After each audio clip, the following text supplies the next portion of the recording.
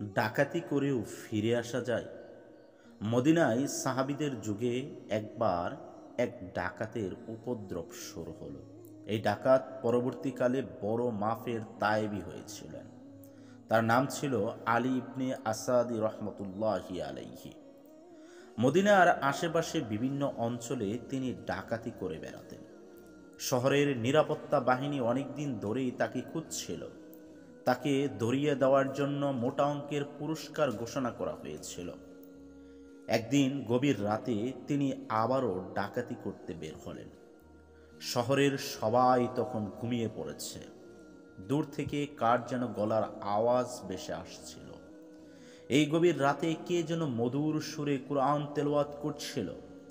আলী ইবনে আসাদি শব্দ অনুসরণ করে এগিয়ে চললেন। এক লোক সূরা জুমার তেলাওয়াত করছিল।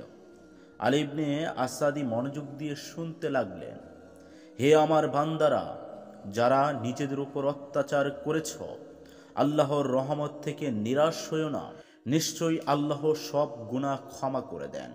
তিনি ক্ষমাশীল, তিনি পরম দয়ালু। আয়াত শুনে আলী ইবনে আসাদির চোখ ভিজে গেল। তিনি আল্লাহ তাআলার দয়া অনুধাবন করতে পারলেন।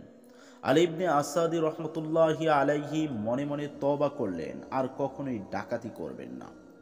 সকাল হতেই তিনি মসজিদে নববীর দিকে রওনা হলেন। মসজিদে নববীতে তখন বিখ্যাত সাহাবী হযরত আবু হুরায়রা রাদিয়াল্লাহু তাআলা আনহু উপস্থিত ছিলেন। আলী ইবনে আসাদি রহমতুল্লাহি আলাইহি তাকে দেখে জড়িয়ে ধরলেন এবং কাঁদতে শুরু করলেন। তিনি আবু হুরায়রা রাদিয়াল্লাহু তাআলা আনহু এর কাছে সবকিছু খুলে বললেন।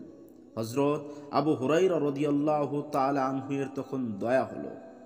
মসজিদে এমন অনেকেই উপস্থিত ছিলেন যারা এতদিন তাকে ধরার চেষ্টা করছিলেন। সবাইকে এগিয়ে আসতে দেখে আলী ইবনে আসাদি চিৎকার দিয়ে বলে উঠলেন, তোমরা আমাকে ছুঁতে পারবে না, কারণ আল্লাহ ঘোষণা দিয়েছেন, কিন্তু যারা গ্রেপ্তারের আগে তওবা করে তবে জেনে রাখো, আল্লাহ ক্ষমাশীল, আল্লাহ দয়ালু, আল্লাহ তাদের ক্ষমা করে দেন। হযরত আবু হুরায়রা রাদিয়াল্লাহু তাআলা আনহু এবার মুখ খুললেন।